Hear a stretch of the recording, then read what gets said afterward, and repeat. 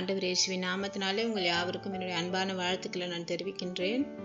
கடந்த video and speech ஒரு வித்தியாசம் காணப்படுகிறபடினாலே இந்த பிக்சர் வீடியோவை நான் போட்டு கொண்டிருக்கிறேன். கர்த்தர் உங்களை ஆசீர்வதிப்பாராக. கர்த்தருடைய வசனத்திற்கு நம்ம போகலாம். ரோமர் 13ஆம் அதிகாரம் 11ஆம் வசனத்தை நாம் பார்க்கும்போது, நித்திரையை விட்டு எழுந்திருக்கத்தக்க வேலையாய் இருக்கிறது என்று நாம் காலத்தை அறிந்தவர்களாய் இப்படி நடக்க வேண்டும் என்று சொல்லப்படுகிறது. இங்கே நித்திரையை விட்டு எழுந்திருக்க வேலை என்றால் 2 விதமான ஒரு நித்திரை இருக்கிறது.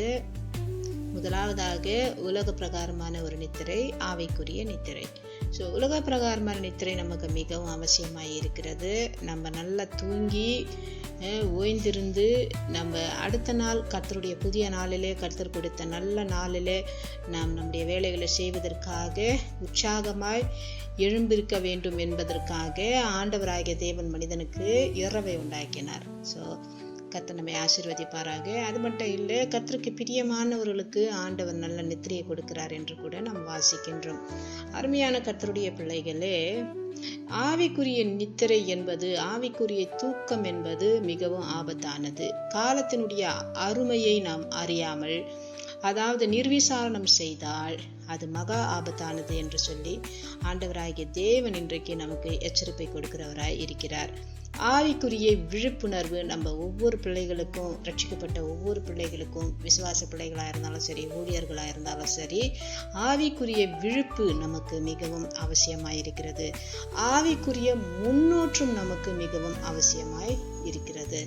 அதாவது ரோமர் 13:12 வசனத்தின் பிரகாரம் பார்க்கும்போது, இருளில் இருக்கிறதான கிரியைகளை நாம் அகற்றிவிட்டு வெளிச்சத்திற்குரிய ஆயுதத்தை நாம் தரித்து கொள்ள வேண்டும் என்று அங்கே ஆண்டவர் போதிக்கிறார்.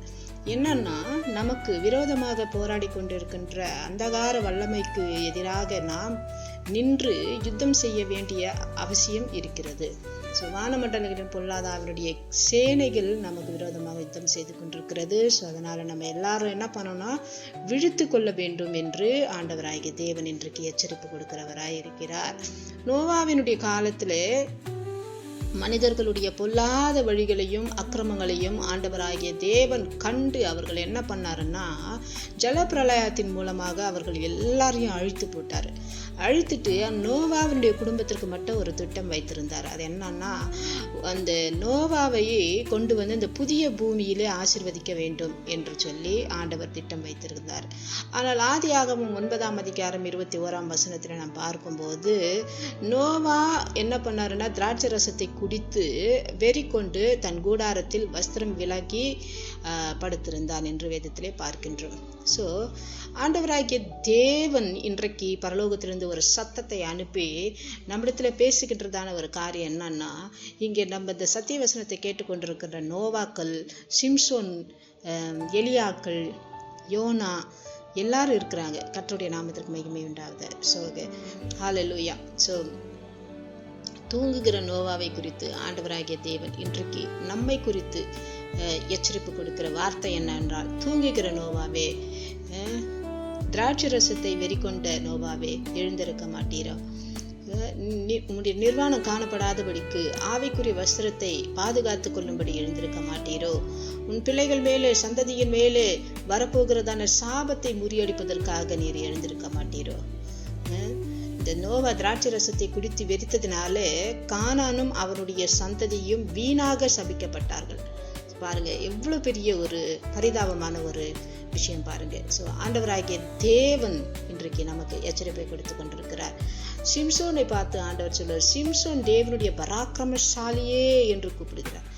இன்றைக்கு சிம்சோனை போல நிறைய பேர் பராக்கிரமசாலிகளாக இங்கே இருக்கிறார்கள். ஆண்டவராகிய சத்திய வசனத்தினுடைய எக்கால சத்தம் இன்றைக்கு ஊதி கொண்டிருக்கிறது. ஹல்லேலூயா.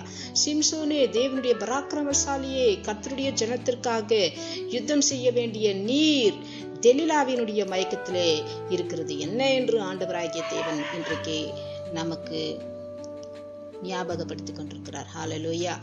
உமது கண்கள் பிடுங்குவதற்கு முன்பாக, கைகள் வெண்கல விலங்கு போடுவதற்கு முன்பாக, ஹல்லேலூயா, பகைவர்கள் பார்வையில் நீ வேடிக்கையான ஒரு பாத்திரமாக மாறுவதற்கு முன்பாக, ஹல்லேலூயா, ஆண்டவருடைய நாமத்திற்கு மகிமை உண்டாவதாக, நீ உன்னுடைய தூக்கத்தை விட்டு எழுந்திருக்க மாட்டியா என்று ஆண்டவராகிய தேவன் இன்றைக்கு ஒரு எச்சரிப்பின் சத்தத்தை இன்றைக்கு நமக்கு கொடுக்கிறவராயிருக்கிறார். ஹல்லேலூயா. நீங்கள் கர்த்தருக்காக எழும்ப வேண்டிய அளவுக்கு இன்னும் எழும்பவில்லையே, ஆண்டவருக்காக பிரகாசிக்க வேண்டிய அளவுக்கு இன்னும் பிரகாசிக்கவில்லையே என்று ஆண்டவர் வருத்தப்படுகிறவராயிருக்கிறார். ஸோ அருமையான சிம்சோன் மார்களே, கர்த்தருக்காக நம்ம எழும்பி பிரகாசிப்போம். ஹல்லேலூயா. எலியாக்கள், நிறைய பேர் எலியாக்கள் இந்த காலத்திலே இருக்கிறார்கள்.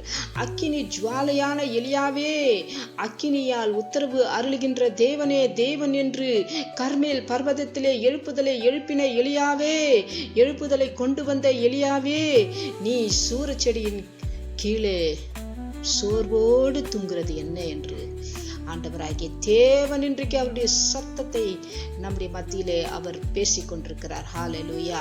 யேசபேலின் ஆவியை எதிர்க்க நிற்காமல் மனம் உடைந்து போனது என்ன?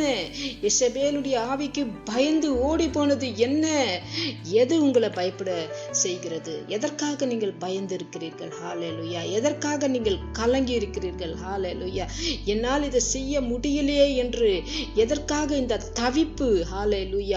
உமது அடிமை ஆண்டவராகிய தேவன் சொல்லுகிறார். அப்போ நம்ம தேவனுக்கு அடிமைகளாய் இருக்கிறோம். தேவன் நம்மோடு கூட இருக்கிறார். ஹல்லேலூயா. ஆண்டவராகிய தேவன் எலியாவை பார்த்து சொல்லுகிறார், உம்முடைய கடமை இன்னும் முடிந்து போகல எலியா, நீ போக வேண்டிய தூரம் வெகு தூரமாய் இருக்கிறது என்று சொல்லி ஆண்டவராகிய தேவன் சொல்லுகிறார். இன்றைக்கு எலியாவாகிய இருக்கிற உங்களை பார்த்து சொல்லுகின்ற ஒரு வார்த்தை, உமது கடமை இன்னும் முடிந்து போகவில்லை, நீ போக வேண்டிய தூரம் வெகு தூரம் என்று சொல்லுகிறார். ஹல்லேலூயா. உம்முடைய கையால் அபிஷேகம் பண்ண வேண்டிய எலியாக்கள் அநேக பேர் காத்திருக்கிறார்கள். ஹல்லேலூயா. எலிசாக்களை எழுப்ப வேண்டிய நீங்கள் தூங்கிக் கொண்டிராதபடிக்கு விழித்துக் கொள்ளுங்கள் என்று சொல்லி ஆண்டவராகிய தேவனுடைய சத்தம் திட்டவட்டமாய் பேசிக் கொண்டிருக்கிறது. அநேக யோனாக்கள் இருக்கின்றார்கள். ஹல்லேலூயா. யோனாவே, ஆமலுக்கு செடி கீழே நீ தூங்கி கொண்டிருக்கிறது என்ன? பூச்சி அரிக்கிறது கூட உனக்கு தெரியாமல் தூங்கி கொண்டிருக்கிறாயே. ஒரு ராத்திரியிலே முளைத்து ஒரு ராத்திரியிலே காய்ந்து போன ஆமலுக்கு செடிக்காக நீ வருத்தப்பட்டு கொண்டிருக்கிறாயே என்று பரிதபித்துக் கொண்டிருக்கிறாயே என்று சொல்லி ஆண்டவராகிய தேவன் கேட்டுக்கொள்கிறார். ஹல்லேலூயா. ஸோ அதனால கர்த்தரைக்காக நம்ம ஓடுகின்ற ஓட்டத்துல சரியாக நம்ம ஓடி முடிக்க வேண்டும். ஹல்லேலூயா. அழிந்து போகின்ற ஆத்துமாக்களுக்கு அக்கறையுள்ள ஒரு பிள்ளைகளாக நம்ம காணப்பட வேண்டும். ஹல்லேலூயா.